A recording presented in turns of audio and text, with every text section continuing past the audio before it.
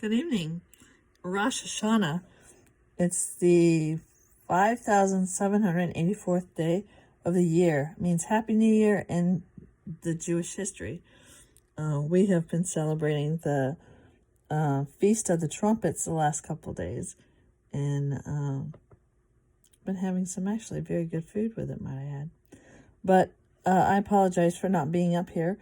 It is September 17th, 2023, and it's been a very busy couple of weeks. I've had an allergy attack that I didn't realize I was having, and then I've been having a virus that caused me not to have a voice to talk very well.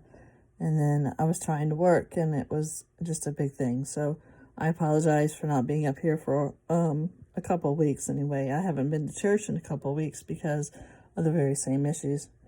And then I had a daughter who came home with COVID, so that knocked me from being able to go to church or be around people as well. So I apologize for this being so far out there, but I had talked the last couple times about what God had brought me through and how he had brought me through my very first test when I first became a Christian, and how I went through the whole Chiari ordeal and having surgery and learning how to walk and so on and so forth. And I wanted just to continue on with those first few years of becoming a Christian and what it meant to me. And after surgery, I went on to marry my fiance at the time, and my husband and I are still very much married. And one day I will actually write down my love story because it's my favorite love story.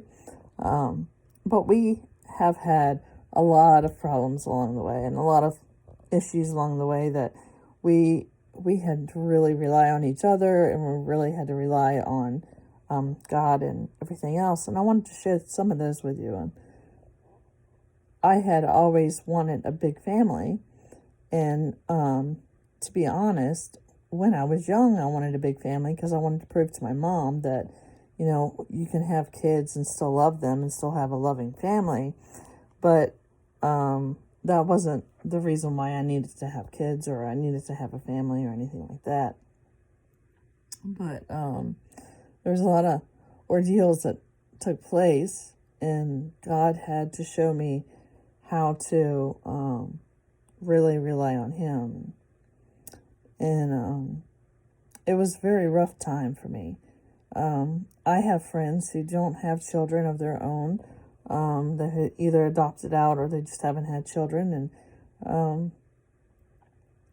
I knew that God has a plan for them as well. And we may not know what all our plans are or all the plans that God has for us on earth, but one day we will. And I'm sure they both are very strong in Jesus, and I'm sure they have plans that they may not know about right now, but they will find out about later or when they pass away. And God goes, well, this is what was happening when you thought I was giving up on you.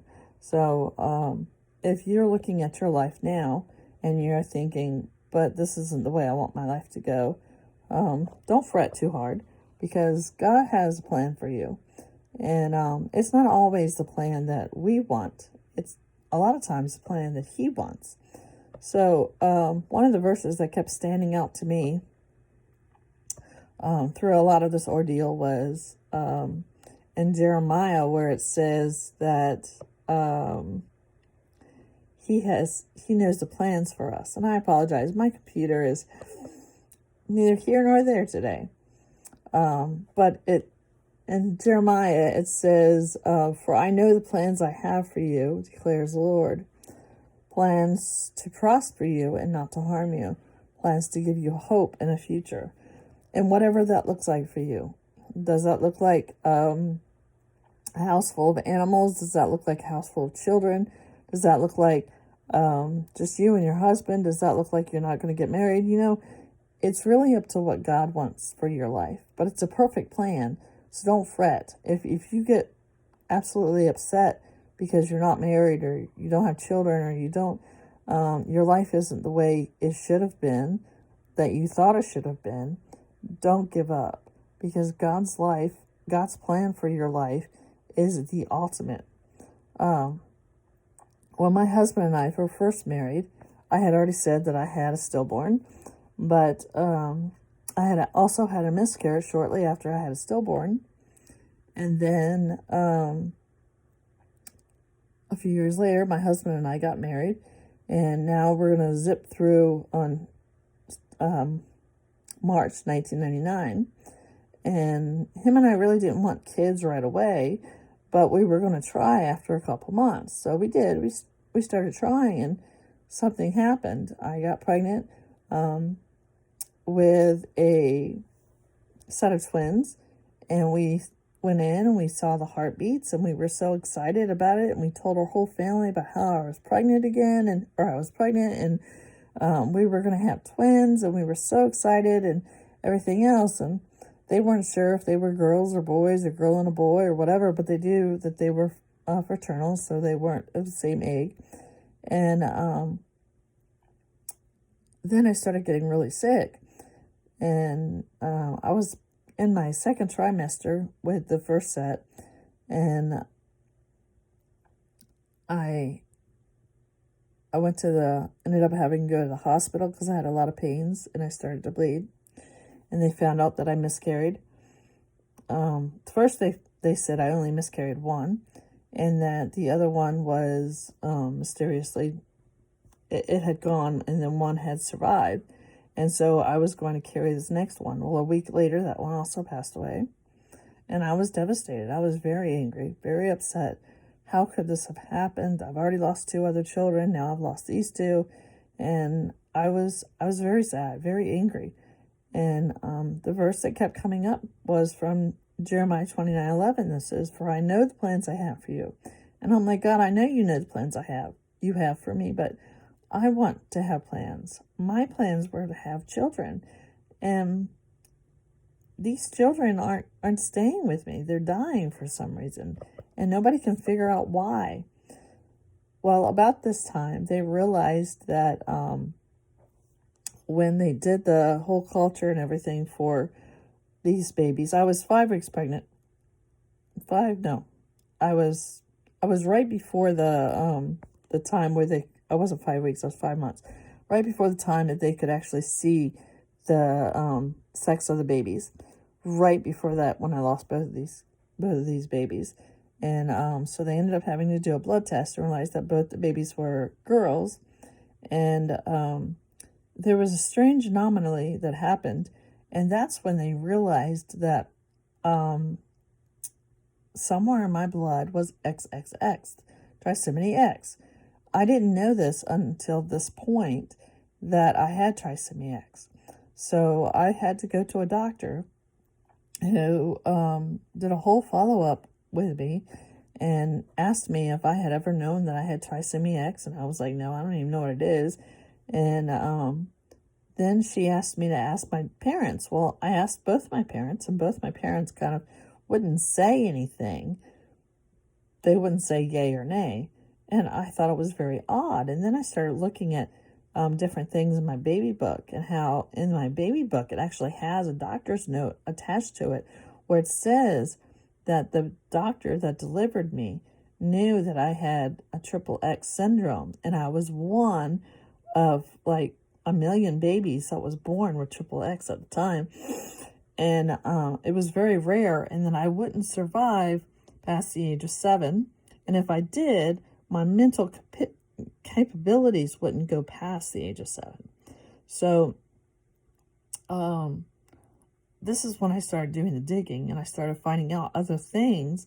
Also in my baby book, it talks about me being in elementary school, and the teachers were saying that I was autistic. But it was weird because even in the notes, whoever had written in the baby book, my mom or my dad, had put that it was abnormal for a girl to have autism. And but I clearly had all the signs for autism, and someone had to teach me how to read and write. Well, as time goes on, it there was also a note from the doctor saying that there's no hope for me, that I should have been placed in a mental hospital. Well, my dad didn't want me in a mental hospital, so he did everything in his power to keep me out of the mental hospital, because back then trisomy X was considered a mental issue, and they believed that that's where I should have grown up at, was the mental hospital. I don't remember my mom from the time well, obviously when I was a baby, and then I don't remember her until I was 5 years old. So, many people say that she had left at that time. Where she went, that's under scrutiny. I have no clue. But she didn't want to have to raise a retarded child. And that's what the doctors had said I was. So, it was just kind of an interesting eye-opener to see that, oh, well, I'm miscarrying these babies because of my trisomy X. And so they continued on with the trisomy X. And I remember the lady, her name was Virginia Proud, and she told me, she said, don't look at it as a negative thing, as a glass half empty. Look at it as a half glass full.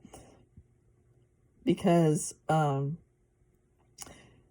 you're not just a trisomy X baby that survived, but you're a trisomy X baby that survived, and you've surpassed all the milestones that they ever gave you.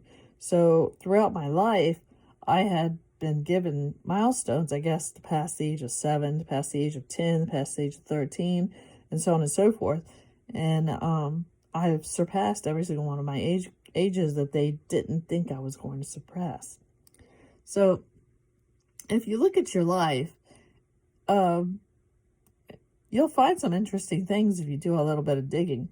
And maybe you're one of those perfect babies that came out perfect and everything about your life is perfect. I seriously doubt that. But anyway, it was a big eye-opener to see that from the very, very beginning, God was using my life. I did not know that. I did not realize that when he was giving me this, for I know the plans I have for you, he knew from the time I was a baby, I was born in my mother's womb, he knew that I had trisomy X, that all these doctors and everybody around me would think that I was completely retarded and I couldn't manage life on my own. And he knew that my parents would have to push, and that even the people outside of my family, if my uncles and aunts, I don't even know if they knew that I had trisomy X. But I was never told until this point of losing the first set of twins. She also said that having trisomy X would mean that my organs would be slightly over to the left, which they are, and I would have missing pieces of my spine, which later on we learned that I did after I had my original Chiari surgery, and then they grew back, which all relates with trisomy X. Having strange things like Chiari and different malformations and things like that all relate to having trisomy X. In my gene record, I also have a small giant, I forgot what they call them, gene in there, and that would explain why at the age of 7 years old I was 5 foot something. And so, looking back at my life at this point in my life, and I was in my 20s, I was like, wow, this is why this happened, and this is why this happened, and this is what was going on at this time. So it put a lot of things into perspective, and it was very interesting, actually. So after I had this, she also said that a lot of times women get pregnant with a baby that has triple X syndrome or trisomy X, and they miscarry them early on because of the problems that they have with them during pregnancy. I'm not really fully sure what kind of problems my mom had when she was pregnant with me. I don't know that she actually ever told me, but I know my oldest brother and my other brother, she had placenta previa with both of those, but I don't know anything about my birth. Other than when I came out, I had craniosynostosis, and I didn't have any soft spots on my head. But that is that's handed down generation to generation. My dad had it, and I had it, and my youngest daughter had it. So that's nothing to do with trisomy X. But I remember I was pregnant again a few months later with another set of twins. And these were identical twins, and these were identical twin girls. And I knew that because they had to do a blood test again to make sure that I wouldn't lose them originally. And so they found out that, yes, these were identical twin girls. And we were so excited to have them. And I saw one heartbeat, but we saw two babies, and we couldn't figure out what was going on there. And then as time grew on, we noticed that there was a heartbeat, and there's still two sacks of babies. And then we saw what appeared to be lungs, but only one set of lungs, and then a heartbeat, and two set of babies. The babies carried on, and the little babies inside little sacks were moving, and we were so excited about being pregnant again. It was so awesome. And one day, I got this really bad cramp. And I told my husband, I said, honey, I think we got to go to the hospital. And so we went to the hospital. And the doctor asked me if I knew anything about my babies. And I said, I know I'm pregnant with two identical twin girls. And he said, do you know anything else about them? I said, no, but it's been kind of weird because we're watching these ultrasounds going on, and you see two sacks of babies, and you see two babies moving around, but there's only one heartbeat. And as time went on and they got bigger, we saw that there was one heartbeat and one set of lungs, and we couldn't understand why there wasn't two. And the doctor said, well, your body is trying to reject them. And I said, but why? Why would my body have to reject them? I'm sorry. And he said, because one baby has the heart and one baby has lungs. They share the heart and they share the lungs. It's very rare that babies that are born this way, that they actually make it to 9 months, because as soon as they hit air, they die. I've only met one other person whose children actually made it to 9 months. And as soon as they were delivered, they both died at the same time. And the doctor said, there's no way that your body is going to allow you to carry these babies to 9 months. And I thought, no, I can't lose my babies. God told me that I would have kids one day. He can't make me lose these babies. And I was so mad and so angry. I remember going home that night, and I painted my nursery. So one of the things that I did when I lived in Georgia was I used to paint murals for church nurseries. That's how I made my money when I lived by myself. And so I went home and I painted a mural all along the nursery wall. And the whole time I prayed, I'm going to keep these babies. These babies are mine. These babies are mine. I'm going to keep them.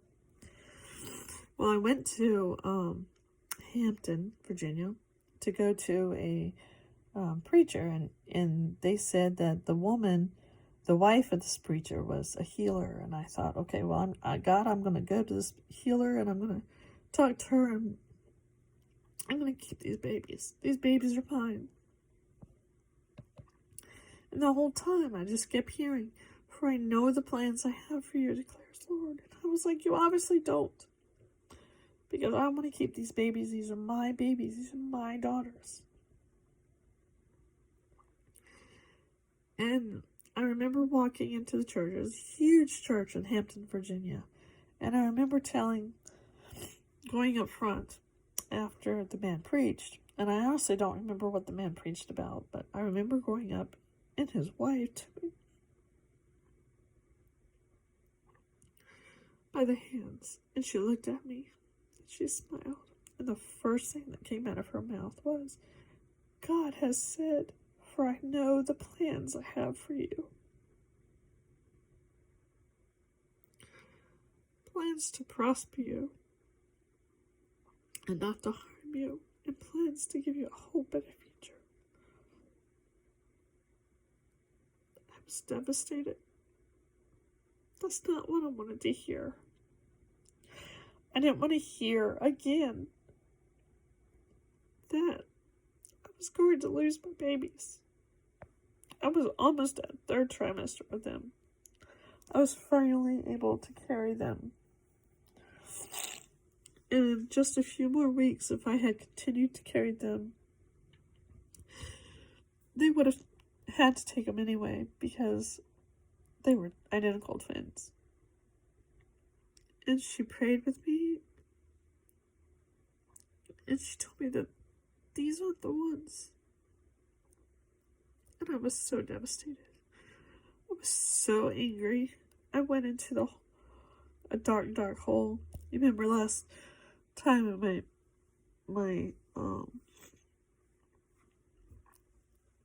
my video I had mentioned that we stand upon mountains and then we have to go in valleys. And this was one of those really dark valleys. And I felt all alone. Even with my husband. I didn't think anybody understood me. I didn't think anybody knew where I was coming from. How could God know the plans He has for me? My plans was to have a child or 2 children, 12 children, a whole house full of kids. And yet I'd already lost now 4, and now I've lost 2 more. I lost 6 kids. And I got to carry them. And they were my babies. And the next day I had to go to the hospital. And I remember the doctor saying that she had to do a D&C because I had lost both babies. And if they had kept them in there, I would have been very, very sick. So they went ahead and they did my D&C and they took both babies. It was a devastating time. I was really lost. I really felt like God had no idea what He was talking about. God didn't understand right from left. How could He? These were my kids, and He took them from me. I was so angry. And all I heard in my head, every time I went to church, anytime I turned on the TV, and I heard a pastor preaching, it was about the same verse. And you know how many times God had to tell me the same verse over and over again? And even today, however many years later, it's still hard to hear. For I know the plans I have for you, declares the Lord. Plans to prosper you and not to harm you. Plans to give you a hope and a future. That was a very devastating time in my life. A very, very dark time in my life. I spent many hours in my nursery, painting my nursery, because I knew that one day I would have a child. Upon having that D&C, it was 2001 at the time,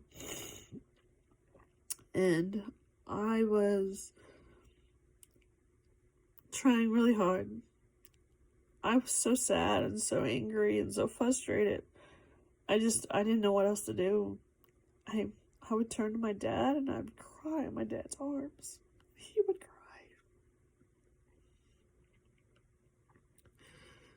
Because he wanted grandkids. And I wanted to give him grandkids, but I couldn't. And that's when he told me that he knew that I was trisomy X. And he was also told something else about me, that I needed to get checked out.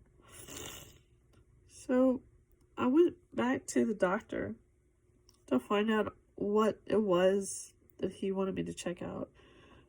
I was born with a uterus that had a stem in it.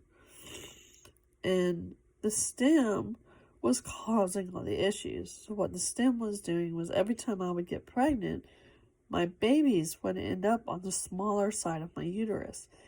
And that's why my body started rejecting them. Now with the identical twins, the thing that was different about it was that my body actually was going to reject them because they had issues all of their own. But it wasn't necessarily it wasn't because of my trisomy X that my identical twins' daughters died. But my other pregnancies were related to that. So my stem is if you have a uterus and it's in a circle or an oval, I guess, like this. Mine went like this. And in the small side, which is right here, is where my babies would get attached to. And if you think about it, the stem would go straight down eventually as my uterus got bigger, and it would shut off any type of food or air or anything for my children. So unfortunately, they had to go in and do surgery on that. And they did end up doing surgery on that. And I'm thankful that my dad was able to tell me that. But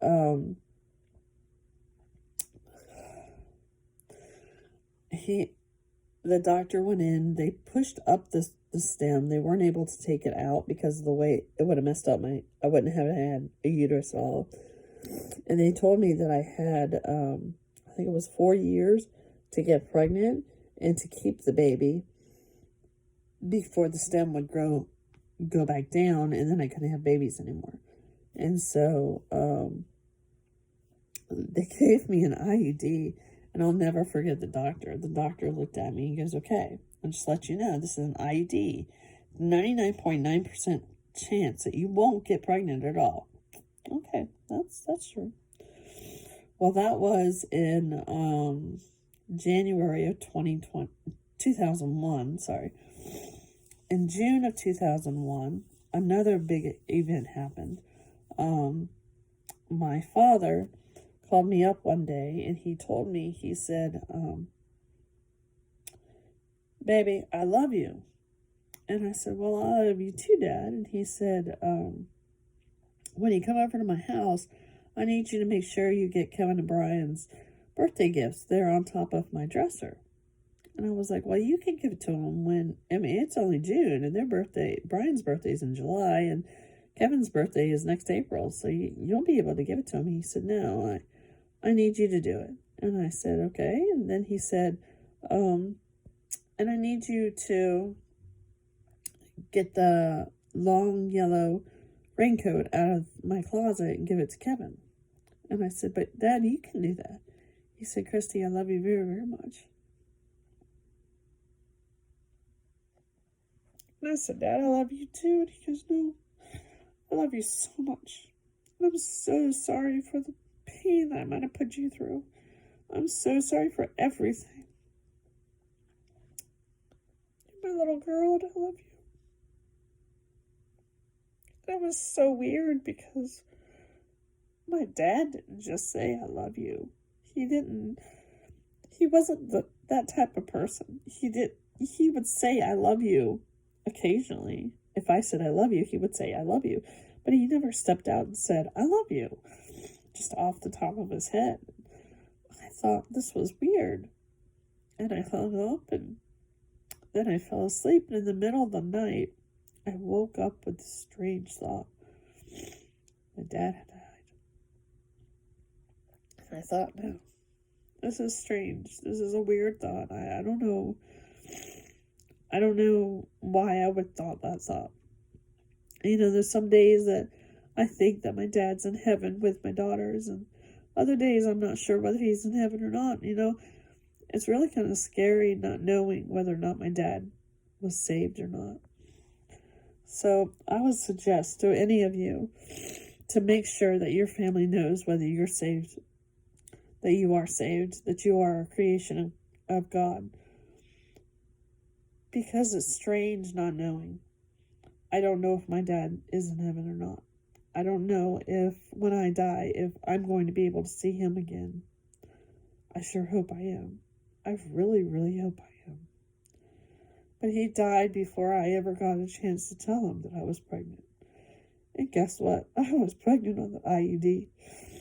And I even had a baby right before. They went ahead and took the IUD out.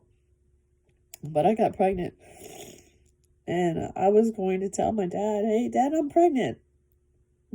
But he passed away. And that's for another video. That was another devastating time in life. And if you know anything about 2001, that was the year that, in September of 2001, that's the year that the Twin Towers also went down and the plane crashed. And just so many things happened. And it was a very interesting year, to say the very least. But the verse that kept resonating out of that year was to remind me that God was in control, that God knew the plans for my life. No matter what was going on around me, no matter how the world was looking at the time, God knew his plans for my life, and they weren't to harm me. They were to teach me, they were to love me, they were to show me, they were to everything else but what I thought. So have a happy new year. God bless. And maybe I won't cut it so long next time.